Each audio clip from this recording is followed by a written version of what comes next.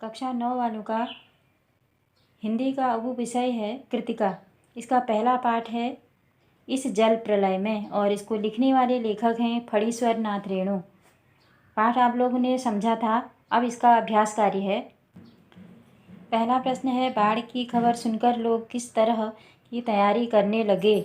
इसका आंसर है, बाढ़ की खबर सुनकर लोग घरों में आवश्यक सामग्री जैसे ईंधन, आलू, दिया सलाई, पीने का पानी और दवाइयाँ आदि एकत्रित करने लगे। दूसरा प्रश्न है, बाढ़ की सही जानकारी लेने और बाढ़ का रूप देखने के लिए लेखक क्यों उत्सुक था। आंसर है, बाढ़ की सही जानकारी लेने और बाढ़ की रूप देखने के लिए लेखक इसलिए उत्सुक था क्योंकि बाढ़ से संबंधित अनेक अफवाहें चल रही थी। वह वास्तविक स्थिति को जानना चाह रहा था। तीसरा प्रश्न है,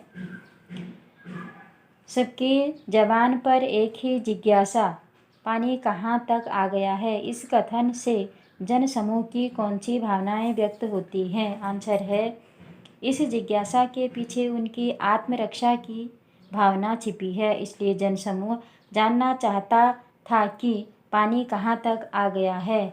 चौथा प्रश्न है, मृत्यु का तरल दूध किसे कहा गया है और क्यों। आंसर है, मृत्यु का तरल दूध बाढ़ के फेनिल पानी को कहा गया है क्योंकि बाढ़ से जनहानि होने का भय रहता है। प्रश्न संख्या 5 है, आपदाओं से निपटने के लिए अपनी तरफ से कुछ सुझाव दीजिए। उत्तर है, आपदाओं से निपटने के लिए सर्वप्रथम हम पूर्वानुमानों और संचार साधनों की चेतावनियों पर ध्यान दें। आने वाली आपदा से न घबराते हुए उसका सुरक्षात्मक सामना करें। सुरक्षा समितियों और सुरक्षा उपकरणों की पूर्व में ही व्यवस्था कर लें। प्रश्न संख्या 6 है, जब दानापुर डूब रहा था तो पटनिया बाबू लोग उलटकर देखने भी नहीं गए, अब बूझो। इस कथन द्वारा लोगों की किस मानसिकता पर चोट की गई है। यहाँ पटनिया बाबू शब्द का अर्थ है पटना शहर में रहने वाले लोग। यह कहानी बिहार की पृष्ठभूमि से संबंधित है, इसलिए पटना का यहाँ जिक्र आया है। आंसर है, उपर्युक्त कथन के माध्यम से पटनिया बाबू अर्थात नगर में रहने वालों की निम्न और स्वार्थी मानसिकता पर चोट की गई है।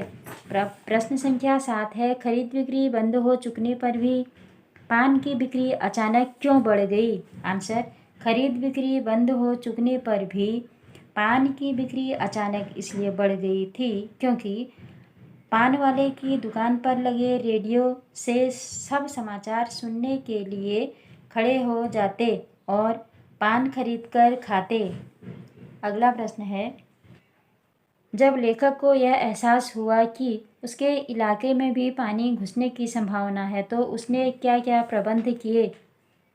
उत्तर है, जब लेखक को यह एहसास हुआ कि उसके इलाके में भी पानी घुस सकता है तो उसने अपने लिए पत्र पत्रिकाओं के साथ विदेशी भाषा सिखाने वाली एक पुस्तक रख ली। साथ ही आवश्यक घरेलू सामान का भी प्रबंध कर लिया। अब प्रश्न संख्या 9 है, बाढ़ पीड़ित क्षेत्र में कौन कौन सी बीमारियां फैलने की आशंका रहती है। आंसर है, बाढ़ पीड़ित क्षेत्र में मलेरिया, हैजा, पेचिश तथा अन्य संक्रमित बीमारियां फैलने की आशंका बनी रहती है। प्रश्न संख्या 10 है, नौजवान के पानी में उतरते ही कुत्ता भी पानी में कूद गया। दोनों ने किस भावनाओं के वशीभूत होकर ऐसा किया। अब इसका उत्तर है, नौजवान के पानी में उतरते ही कुत्ता भी पानी में कूद गया। दोनों ने आपसी प्रेम भाव के वशीभूत ऐसा किया। साथ ही कुत्ते की स्वामी भक्ति की भावना भी उजागर हुई। प्रश्न संख्या 11 है, अच्छा है कुछ भी नहीं, कलम थी वह भी चोरी चली गई।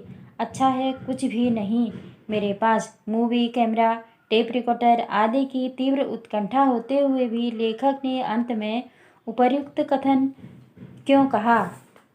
अंत में लेखक ने उपर्युक्त कथन इसलिए कहा क्योंकि उसके पास यदि मूवी कैमरा टेप रिकॉर्डर होता तो वह इन दृश्यों को उतार लेता। अगर कलम होती तो वह बाढ़ के दृश्यों के बारे में लिखता। ऐसा कहकर लेखक संतुष्ट हो गया। प्रश्न संख्या 12 है, आपने भी देखा होगा कि मीडिया द्वारा प्रस्तुत की गई घटनाएं कई बार समस्याएं बन जाती हैं।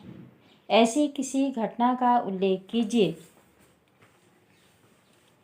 उत्तर है, मीडिया द्वारा प्रस्तुत अतिशयोक्तिपूर्ण घटनाएं वास्तव में कई बार समस्या बन जाती हैं। वर्तमान में जहां देश में कोविड-19 के कारण परेशान होकर लॉकडाउन या कोविड कर्फ्यू लग रहा है, वहीं मीडिया की अतिवादी खबरों के कारण लोग घरों में सामान एकत्रित कर रहे हैं, जिससे बाजार में आवश्यक वस्तुओं के अनावश्यक दाम बढ़ रहे हैं। जमाखोर कालाबाजारी करने में जुटे हैं।